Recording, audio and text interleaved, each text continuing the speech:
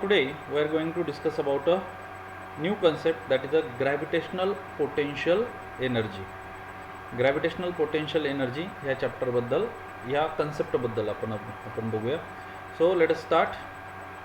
Gravitational potential energy. We have studied potential energy in last standard. The energy stored in an object because of its position or state is called potential energy. आपण potential energy बद्दल याच्या आधीच्या इयत्तेमध्ये बघितलेलं आहे की the energy that is obtain by an object because of its position, एखाद्या or state, एखाद्या ऑब्जेक्टला त्याच्या अवस्थेमुळे जी काही ऊर्जा प्राप्त होते तिला आपण स्थितीज ऊर्जा किंवा पोटेन्शियल एनर्जी असं म्हणतो. This energy is relative and increases as we go to greater heights from the surface of the earth. जसं आपण उंचावरती जाणार तशी जी पोटेन्शियल एनर्जी जी आहे ती काय होत जाते, वाढत जाते. We had assumed that the potential energy of an object of mass m at a height h from the ground is m into g into h. Okay, आपण असं अज्युम केलेलं आहे की एखादा ऑब्जेक्ट आहे ज्याचा मास m आहे आणि त्याच्यावरती acceleration due to gravity small g एवढी ॲक्सेलरेशन ड्यू टू ग्रॅव्हिटी, आणि ते ऑब्जेक्ट h एवढ्या हाईटवरती जर का गेलं तर त्या हाईटवरती त्याची पोटेन्शियल एनर्जी किती राहील, m इंटू जी इंटू h. हा मागच्या वर्षी आपण फॉर्म्युला पण पाहिला होता. Okay, m into g into h, and on the ground it is 0. Potential energy on the ground is 0. एखाद्या हाईटवरती h एवढ्या हाईटवर असेल तर ती m into g into h आहे, आणि ती ग्राउंडवरती पोटेन्शियल एनर्जी काय आहे, तर ग्राउंडवरती पोटेन्शियल एनर्जी ही 0 आहे. कारण की ग्राउंडवरती height h is equal to 0, height 0 आहे त्याच्यामुळे मल्टिप्लिकेशनमध्ये h, त्याच्यामुळे ग्राउंडवरती पोटेन्शियल एनर्जी 0 आहे. When h is small compared to the radius r of the earth, we can assume small g to be constant and can use the above formula m into g into h. But for large values of h, the value of g decreases with an increase in h. For an object at infinite distance from the earth, the value of g is 0 and earth's gravitational force does not act on the object. आता आपण जर h ही जी काही height आहे, ही height जर का आपण त्या ठिकाणी कमी आहे, लेस आहे, मिनिमम आहे as compare to the radius of the earth असं जर कन्सिडर केलं तर आपण जीची एक कॉन्स्टंट व्हॅल्यू त्या ठिकाणी घेऊ शकतो, 9.8 मीटर पर सेकंड स्क्वेअर. म्हणजे मागच्या वर्षी जर का तुम्हाला आठवत असेल तर मागच्या इयत्तेमध्ये आपण पोटेन्शियल एनर्जी जी आहे, पोटेन्शियल एनर्जीबद्दल डिस्कस करत असताना आपण त्या ठिकाणी पाहिलं होतं की त्याचे कॅल्क्युलेशन करत असताना आपण कुठल्या याची पोटेन्शियल एनर्जी काढत होतो. एखाद्या टाकीमध्ये पाणी आहे, बरोबर, हां, एखादे पाण्याची टाकी आहे त्याच्यामध्ये पाणी भरलेलं आहे, मग तिथं त्याचं पोटेन्शियल एनर्जी काय असणार आहे. एखादा दगड आहे तो याच्या एवढ्या उंचीवरती ठेवला आहे. ह्या सगळ्या हाईट जे आहेत ह्या सगळ्या हाईट त्या रेडियसच्या कम्पॅरिझनमध्ये, जी अर्थची रेडियस आहे 6400 किलोमीटर, याच्या कम्पॅरिझनमध्ये ह्या सगळ्या हाईट जे आहेत ह्या सगळ्या हाईट ह्या निग्लेजिबल आहेत. त्याच्यामुळं स्मॉल जीची जी व्हॅल्यू आहे ही आपण 9.8 मीटर पर सेकंड स्क्वेअर ही घेऊ शकतो. But what about the greater heights, जर ह्या हाईट जर का खूप जास्त जर असतील, उंच जर असेल, जसं की आपण सांगितलं की as we go above the as we increases the height of an object, then value of small G decreases. एखादा ऑब्जेक्ट जर जास्त उंचीवर गेलं तर स्मॉल जीची व्हॅल्यू काय होत जाते, डिक्रीज होत जाते, कमी होत जाते, बरोबर. म्हणजे त्या ठिकाणी आपण काय सांगितलं की जर एखादं ऑब्जेक्ट जर का h एवढ्या हाईटवरती असेल तर त्यावेळेस त्याची जी पोटेन्शियल एनर्जी, म्हणजे जितकी जास्त हाईट असेल त्या ठिकाणी त्याची पोटेन्शियल एनर्जी काय होत असते, वाढत जात असते. हाईट वाढत गेली, पोटेन्शियल एनर्जी वाढत गेली. पण कधीपर्यंत, जोपर्यंत ती हाईट ह्या आपल्या अर्थची जी रेडियस आहे त्याच्या तुलनेमध्ये ही निग्लेजिबल आहे. पण ज्या वेळेस ती हाईट ही खूप जास्त प्रमाणामध्ये वाढत, आता पोटेन्शियल एनर्जी पण त्या प्रमाणामध्ये काय व्हायला पाहिजे, वाढायला पाहिजे. पण potential energy it is directly proportional to small g. Acceleration due to ग्रॅव्हिटीशी ती रिलेटेड आहे, आणि जसं आपण जास्तीत जास्त उंचावरती जाणार आहे तशी स्मॉल जीची जी व्हॅल्यू आहे ही कमी होत जाणार आहे, डिक्रीज होत जाणार आहे. म्हणजे स्मॉल जीची व्हॅल्यू जर का कमी झाली तर पोटेन्शियल एनर्जी जी आहे, पोटेन्शियल एनर्जीची व्हॅल्यूसुद्धा कमी होत जाणार आहे. आणि खूप जास्त हाईटवरती जर का गेलो तर ॲक्सेलरेशन ड्यू टू ग्रॅव्हिटीची व्हॅल्यू ही 0 होते. The value of small g is 0 and earth's gravitational force does not act on this object. मग अशा वेळेस काय होतं की ॲक्सलरेशन ड्यू टू ग्रॅव्हिटीची जी व्हॅल्यू आहे ती 0 होऊन जाते. त्या ठिकाणी आपल्या अर्थचं जे ग्रॅव्हिटेशनल पोटेन्शियल आहे हे ग्रॅव्हिटेशनल पोटेन्शियल त्या ठिकाणी काम करणार नाही, त्या ऑब्जेक्टवरती काम करत नाही. So it is more appropriate to assume the value of potential energy to be 0 there.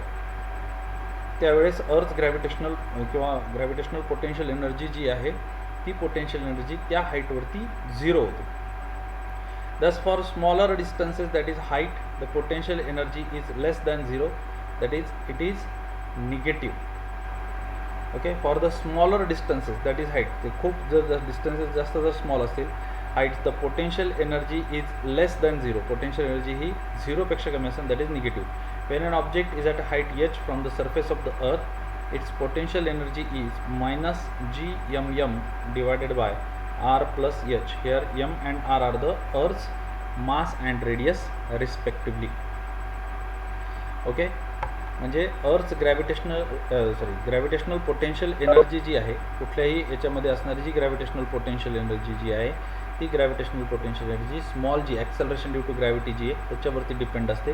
Acceleration due to ग्रॅव्हिटीच्या व्हॅल्यू जशा पद्धतीने चेंज होतील त्याच पद्धतीने पोटेन्शियल एनर्जीच्या व्हॅल्यूसुद्धा चेंज होत जाते. आलं लक्षात? ओके, सो हे एक नवीन कन्सेप्ट आहे आपले gravitational potential energy. Now let us see the last concept and the very important concept of this chapter, that is a escape velocity. Okay, तर बघूया आपण एस्केप वेलॉसिटी काय कन्सेप्ट आहे ते. We have seen that when a ball is thrown in upward its velocity increases. ज्यावेळेस आपण एखादं object जे when we throw it in upward direction its velocity decreases because of the gravitation of the अर्थ. एखादी वस्तू जर आपण वरच्या दिशेने जर का फेकली, वरच्या दिशेने फेकल्याच्या नंतर त्या वस्तूची त्या ऑब्जेक्टची जी व्हेलॉसिटी आहे त्या ऑब्जेक्टची व्हेलॉसिटी ही आपण ती वस्तू रिलीज केली त्यावेळेस मॅक्झिमम असते, आणि जेव्हा ती वस्तू जशी वरती जायला जाईल तशी त्या ऑब्जेक्टची असणारी जी व्हेलॉसिटी आहे ही व्हेलॉसिटी कमी कमी होत जाते, डिक्रीज होत जाते because of the gravitational force of the अर्थ. The velocity becomes 0 after reaching a certain height and after that the stone starts falling down. एका पॉईंटला गेल्याच्या नंतर ती व्हेलॉसिटी काय होऊन जाते? 0 होऊन जाते. एका पॉईंटला गेल्यावर ती जी व्हेलॉसिटी आहे ती व्हेलॉसिटी 0 होते आणि त्या पॉईंट नंतर ते ऑब्जेक्ट जे ते ऑब्जेक्ट खाली पडायला सुरुवात होते. बरं, समजून घ्या एस्केप व्हेलॉसिटी ही कन्सेप्ट समजून घ्या. एस्केप व्हेलॉसिटीमध्ये काय आहे की जर समजा एखादा स्टोन आहे, एखादा दगड आहे, हा जर का तुम्ही उंचावरती जर फेकला तर ज्यावेळेस तुम्ही तो दगड तुमच्या हातातून सुटला आहे त्यावेळेस त्याची व्हेलॉसिटी मॅक्झिमम आहे, पण ती व्हेलॉसिटी त्याची डिक्रीज होत जाणार आहे because of the gravitational force of the earth. अर्थचं ग्रॅव्हिटेशनल फोर्स त्याच्यावरती काम करेल आणि ती व्हेलॉसिटी कमी कमी होत जाईल, आणि एका पॉईंटला गेल्याच्या नंतर अर्थच्या ग्रॅव्हिटेशनल फोर्समुळं ती व्हेलॉसिटी 0 होईल आणि तिथून तो स्टोन जो आहे तो खाली पडायला सुरुवात होईल. Okay, after that the stone starts falling down. It's maximum height depends on it's initial velocity. So तो किती उंचीवरती जाईल हे कशावरती डिपेंड आहे? तुम्ही त्याला इनिशियल व्हेलॉसिटी किती दिली, किती जोरात तुम्ही तो दगड वर फेकताय. तुम्ही जर हळू फेकला तर त्याची हाईटसुद्धा कमी राहील, तुम्ही जर जास्त ताकदीने जर का जास्त उंचावरती जर तो फेकला तर त्याची हाईट जास्त राहील. म्हणजे त्याला इनिशियल व्हेलॉसिटी काय मिळाली त्या इनिशियल व्हेलॉसिटीवरती डिपेंड असणार आहे की तो जो स्टोन आहे तो स्टोन किती हाईटवरती जाईल, किती उंचावरती जाईल. According to the Newton's third equation of motion, v² is equal to u² plus 2as, याच्यानुसार v is the final velocity of the ball that is equal to 0. ही त्याची फायनल व्हेलॉसिटी, तो स्टोन असेल, बॉल असेल जो वरती आपण फेकलेला आहे त्याची व्हेलॉसिटी फायनल व्हेलॉसिटी तर 0 असणार आहे. Acceleration, it is a acceleration due to gravity that is small g. So by putting this value 0 that is a final velocity. म्हणजे आपण जो दगड एखादा वरती फेकला किंवा बॉलवर फेकला आहे तर काही हाईटवरती गेल्यानंतर तो काय होणार आहे? स्टॉप होणार आहे, थांबणार आहे. म्हणजे त्याची फायनल व्हेलॉसिटी मात्र 0 होणार आहे, बरोबर. हां, आणि तिथं ॲक्सलरेशन काय असणार आहे? ॲक्सलरेशन ड्यू टू ग्रॅव्हिटी असणार आहे. So 0 is equal to u² plus 2 into minus g into s. इथं ॲक्सलरेशन जे आहे ते निगेटिव्ह ॲक्सलरेशन आहे, कारण की व्हेलॉसिटी डिक्रीज होत गेलेली, व्हेलॉसिटी कमी कमी होत गेलेली. त्याच्यामुळे तिथं असलेलं जे ॲक्सलरेशन आहे हे ॲक्सलरेशन हे निगेटिव्ह ॲक्सलरेशन आहे. कारण की ॲक्सलरेशनची जी डायरेक्शन आहे it is the towards the earth. ॲक्सलरेशनची डायरेक्शन ही टुवर्ड्स द अर्थ आहे आणि आपण अवे फ्रॉम द अर्थ ते ऑब्जेक्ट थ्रो केलेलं आहे. And maximum height of the ball is equal to किती हाईटपर्यंत पोहोचल ते yes is equal to -u² divided by 2 × g. Okay. आता अर्थच्या बाबतीमध्ये जर म्हणलं तर हे जी जे आहे हे जी हे आपण 9.8 घेणार आहे. हे अर्थच्या बाबतीत सुरुवातीला ते कॉन्स्टंटच असणार आहे. म्हणजे ते ऑब्जेक्ट किती डिस्टन्स कव्हर करल हे कशावरती डिपेंड आहे, त्याची जी इनिशियल व्हेलॉसिटी आहे त्या इनिशियल व्हेलॉसिटी ठरवल की ते ऑब्जेक्ट किती उंचावरती जाईल. मग आता याचा उपयोग कसा करायचा किंवा याचा आपल्याला उपयोग कशामध्ये होणार आहे, तर the higher the initial velocity U the larger is the height reached by the ball. जितकी इनिशियल व्हेलॉसिटी जास्त असेल तेवढं ते ऑब्जेक्ट जास्त उंचावरती आपल्याला गेलेलं दिसेल. The reason for this is that the higher the initial velocity, the ball will oppose the gravity of the earth more and larger will be the height to which it can reach. जेवढी velocity जास्त असेल तेवढं त्या अर्थच्या gravitational फोर्सला ते oppose करल, विरोध करल. आणि तितकं जास्त अंतर, जितका जास्त ग्रॅव्हिटेशनल फोर्सला विरोध होईल तितकं त्याला जास्त बळ भेटन अधिक जास्त उंचावरती जायला, म्हणजे ते तितकं जास्त अंतर कव्हर करेल. We have seen above that the value of small g keeps decreasing as we go higher above the surface of the earth. जसं आपण उंचावरती जाणार, we have seen above that the value of small g keeps decreasing. Small g ची जी value आहे ही हळूहळू काय होत जाणार आहे, कमी कमी होणार आहे. as we go higher above the earth, above the surface of the earth, thus the force pulling the ball downward decreases as the ball goes up.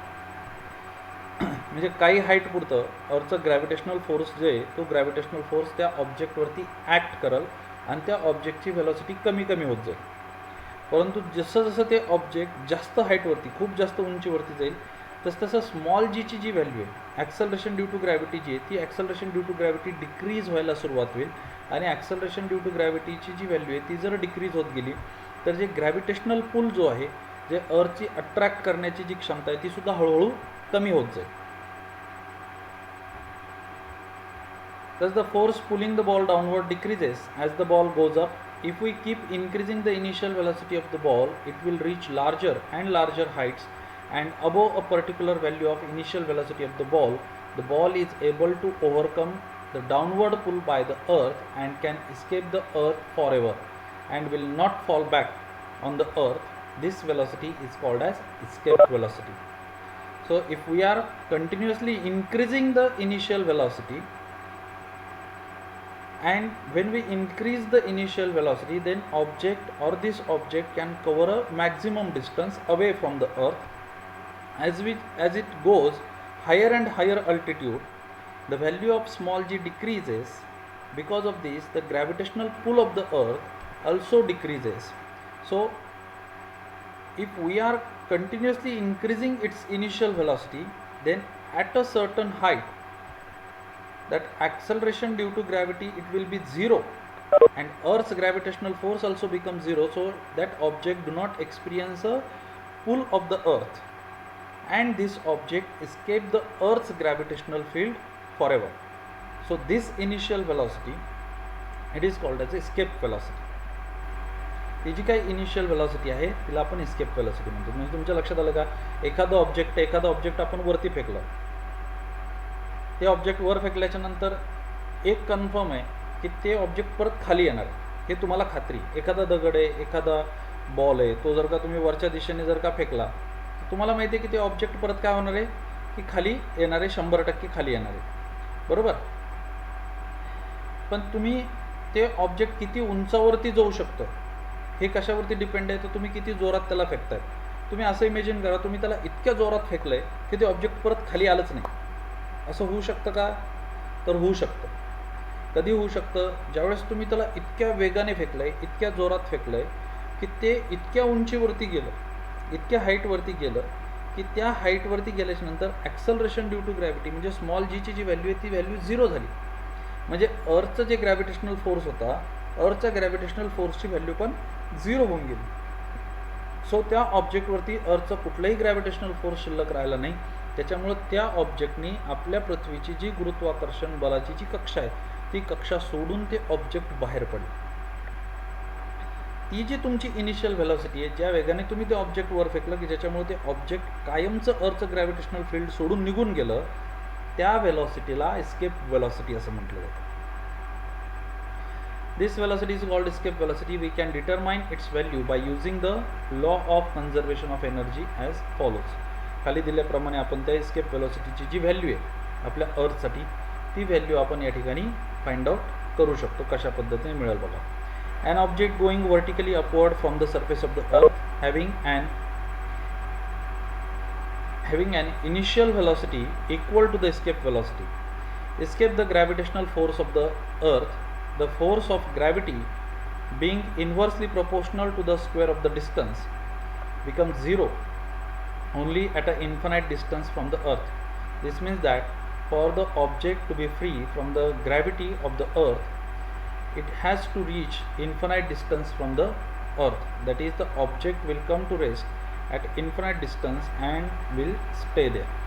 एखाद्या ऑब्जेक्टची जर का ॲक्सलरेशन ड्यू टू ग्रॅव्हिटी जी आहे स्मॉल जी ची value आहे ही कधी zero होईल तर ॲट इन्फानाईट डिस्टन्स अनंत अंतरावरती गेल्यानंतर त्याची व्हॅल्यू झिरो होईल. म्हणजे ते जे ऑब्जेक्ट आहे त्या ऑब्जेक्टला इन्फानाईट डिस्टन्स तिथं कव्हर करावं लागेल. Okay. So an object going vertically upward from the surface of the earth having an initial velocity equal to the escape velocity. त्याची इनिशियल व्हेलॉसिटी ही इस्केप व्हेलॉसिटीच्या बरोबर राहील. इनिशियल व्हेलॉसिटीलाच आपण इस्केप व्हेलॉसिटी म्हणणार आहोत. Velocity escape the gravitational force of the earth. The force of gravity being inversely proportional to the square of the distance becomes zero only at an infinite distance from the earth. This means that the object to be free from the gravity of the earth, it has to reach an infinite distance from the earth. त्याला जर free व्हायचं असेल अर्थच्या gravitation फोर्सपासून त्याला infinite डिस्टन्सपर्यंत पोहोचवणार. That is the object will come to rest at infinite distance and will stay there. For an object of mass m on the surface of the earth, its kinetic energy is equal to half m v square. Here the velocity is the escape velocity, v escape square, v potential energy on the earth, that is minus gmm divided by r. ही earth वरती असणारी potential energy आहे त्याची. So its total energy E1 is equal to kinetic energy plus potential energy is equal to half m v square minus gmm divided by r. ही अर्थची पोटेन्शियल energy आहे ग्राउंडवरती आणि ही त्याची आहे कायनेटिक एनर्जी, ही त्याची गतिज ऊर्जा असणार आहे. Okay. At infinite distance from the earth its kinetic energy will be zero because object will stay there. Object त्या ठिकाणी स्थिर राहील, त्याच्यावरती कुठलाही ग्रॅव्हिटेशनल पूल नाही आहे, त्याच्यामुळे ते काय मोशनमध्ये राहणार नाही. Kinetic energy will be zero. Potential energy is equal to काय असं minus gmm divided by infinity. जे काय आर आहे रेडियस म्हणजे जे काय डिस्टन्स झालं हे डिस्टन्स काय आहे इन्फानाईट डिस्टन्स झालं. Okay. So is equal to zero. So total energy it is equal to kinetic energy plus potential energy is equal to zero. Kinetic energy zero आहे, पोटेन्शियल एनर्जी झिरो आहे. Therefore total energy of this object at infinite distance it will be zero. Now C.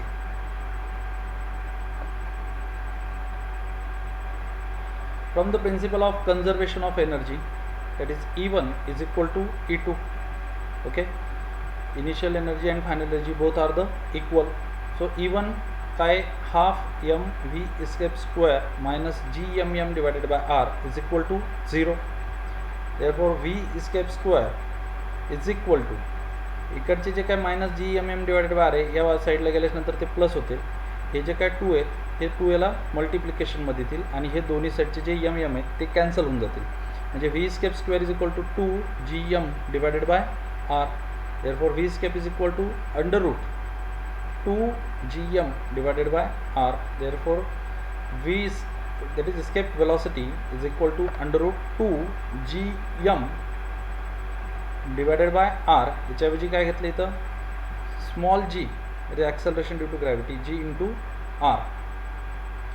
So is equal to under root 2 into small g ची value अर्थवरती काय 9.8 into अर्थची radius किती आहे 6.4 into 10⁻⁶ is equal to हे जर calculation केलं then the answer will be 11.2 kilometre per second. So this 11.2 kilometer per second, it is the escape velocity. This is the initial velocity with which the object can leave the earth gravitational field. ही ती velocity आहे ज्या velocityला एखादं object ही अर्थची gravitational field सोडल. म्हणजे ज्यावेळेस आपल्याला अशा प्रकारे एखादं सॅटेलाईट असेल किंवा रॉकेट असेल ते ज्यावेळेस आपल्याला लॉन्च करायचं असतं त्यावेळेस ते अर्थच्या कक्षेच्या बाहेर जाणं अपेक्षित असतं. त्यावेळेस त्याला इनिशियल व्हेलॉसिटी किती द्यावी लागेल तर 11.2 किलोमीटर पर सेकंद या व्हेलॉसिटी या एस्केप व्हेलॉसिटीने जर ते ऑब्जेक्ट गेलं तर ते आपल्या अर्थची जी कक्षा आहे ती कक्षा सोडून स्पेसमध्ये जाऊ शकतं. The spacecraft which are sent to the moon or other planets have to have their initial velocities larger than the escape velocity so that they can overcome the earth's gravitational attraction and can travel to this object. म्हणजे ज्यावेळेस एखादं spacecraft असतं किंवा आपलं ज्यावेळेस moon mission वगैरे ज्यावेळेस असतात त्यावेळेस जे स्पेसक्राफ्ट तिकडे जाणार आहेत त्यावेळेस त्यांची इनिशियल व्हेलॉसिटी जी आहे ती ह्या एस्केप व्हेलॉसिटीपेक्षा जास्त असली पाहिजे. 11.2 किलोमीटर पर सेकंडपेक्षा जास्त असली पाहिजे तर ते ऑब्जेक्ट आपल्या अर्थची ऑर्बिट सोडून दुसऱ्या ठिकाणी जाऊ शकते. ओके, सो एक छोटासा पॉईंट आहे. डू यू नो, हे ऑलरेडी तुम्हाला माहिती आहे, आपण याचा एक व्हिडिओ पण पाहिलेला आहे. Space travellers as well as objects in the spacecraft appear to be floating. Why does this happen? Though the spacecraft is at a height from the surface of the earth, the value of g there is not 0. In the space station the value of g is only 11% less than its value on the surface of the earth. Thus the height of a spacecraft is not the reason for their weightlessness. Their weightlessness is caused by their being in the state of free fall. Though the spacecraft is not falling on the earth because of its velocity along the orbit, the only force acting on it is the gravitational force of the earth and therefore it is in a free fall. Okay, ज्यावेळेस एखादं object जे आहे हे object ज्यावेळेस स्पेसक्राफ्टमध्ये जे असतं ते स्पेसक्राफ्टमध्ये acceleration due to gravity जी आहे स्मॉल जीची जी व्हॅल्यू आहे ही स्मॉल जीची व्हॅल्यू त्या ठिकाणी 0 नाही आहे. ती आपल्या अर्थपेक्षा फक्त 11% जी आहे ती 11% फक्त कमी आहे. आपल्या एकूण व्हॅल्यूपेक्षा फक्त 11% ती कमी आहे. ओके, मग तरीसुद्धा ते वेटलेसनेस का फील करतात स्पेसक्राफ्टमध्ये? तर this object are in the motion of a free fall. ते फ्री फॉलमध्ये आहेत. ते जे ऑब्जेक्ट ज्यावेळेस ते मूव्ह होतात ज्यावेळेस ते स्पेसक्राफ्ट वगैरे जे असतात जे रोटेट होतात आपल्या अर्थच्या सभोवताली त्यावेळेस ते फ्री फॉलमध्ये म्हणजे फक्त ग्रॅव्हिटेशनल फोर्स त्यांच्यावरती ॲक्ट आहे आणि ते त्या मोशनमध्ये आहेत. सो त्यांची जी व्हेलॉसिटी आहे velocity because of it's velocity along the orbit त्या व्हेलॉसिटीमुळं ते जमिनीवरती पडत नाहीत आणि ते त्या ठिकाणी राहतात आणि फ्री फॉल जी आहे तर फ्री फॉलमुळं त्या ठिकाणी ते मूव्ह होत असतात. As the velocity of free fall does not depend on the properties of an object, the velocity of free fall is the same for the spacecraft, the travelers and the object in the craft. Thus if a traveler release an object from her hand, it will remain stationary with respect to her and will appear to be weightless. ज्यावेळेस ते एखादी वस्तू सोडून देतात त्यावेळेस ती वस्तू ती त्यांच्याच गतीने फिरत असते, त्यांच्यासोबतच फिरत असते. त्याच्यामुळे ती वस्तू आहे तिथंच असल्यासारखी आपल्याला वाटते आणि आपल्याला असं वाटतं की ती स्पेसमध्ये फ्लोट होते. ओके, आलं लक्षात? ठीक आहे.